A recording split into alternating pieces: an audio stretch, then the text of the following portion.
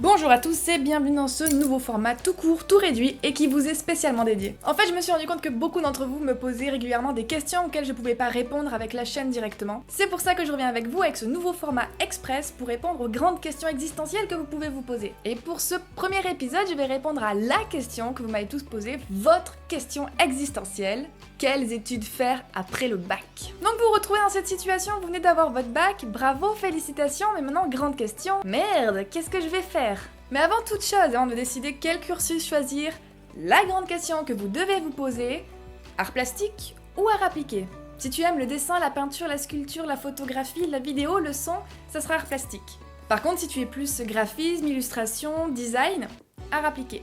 Eh bien, dans un premier temps, vous pouvez faire une MANA, donc une mise à niveau en art appliqué. Durant cette année de mise à niveau, vous allez apprendre plein de choses, comme la colorimétrie, les bases du dessin, vous aurez aussi l'histoire de l'art. Durant toute l'année, vous allez toucher un peu à tout, et normalement, à la fin, vous êtes censé savoir plus ou moins vers où vous voulez aller. Vous pourrez ainsi vous spécialiser dans le graphisme, le design, la typographie, l'identité visuelle, le packaging, et tant d'autres. La quasi-totalité des MANA, par contre, sont sur dossier. Ensuite, en 2, vous avez la fac. Là, on va dire qu'il y a plus ou moins 3 grandes branches qui vont se séparer du reste. Dans un premier temps, vous aurez l'histoire de l'art. Donc là, c'est théorie, théorie, théorie. Les partiels sont un peu hard, mais si vous aimez la théorie, si vous aimez bûcher, avoir la tête dans les bouquins, histoire de l'art sans hésiter. Après, vous allez avoir les arts plastiques. Là, je dirais que c'est plus ou moins 50% théorie, 50% pratique. Bien évidemment, la théorie va pas être autant poussée que si vous avez fait directement histoire de l'art, et il en va de même pour la pratique, ça sera pas autant poussé que si vous avez fait une école d'art plastique comme les Beaux-Arts. Notez aussi que la pratique à la fac, il n'y a pas full matos, vous êtes plutôt autodidacte.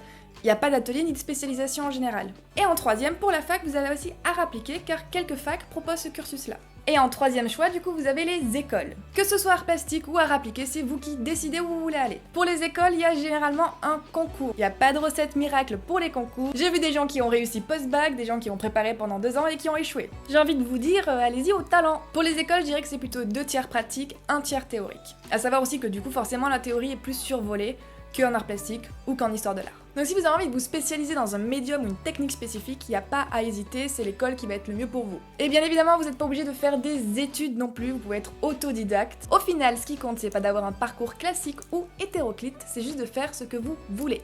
Et vous avez été nombreux à me demander aussi quel avait été mon cursus. Il est relativement simple, j'ai fait une année d'une sorte de MANA.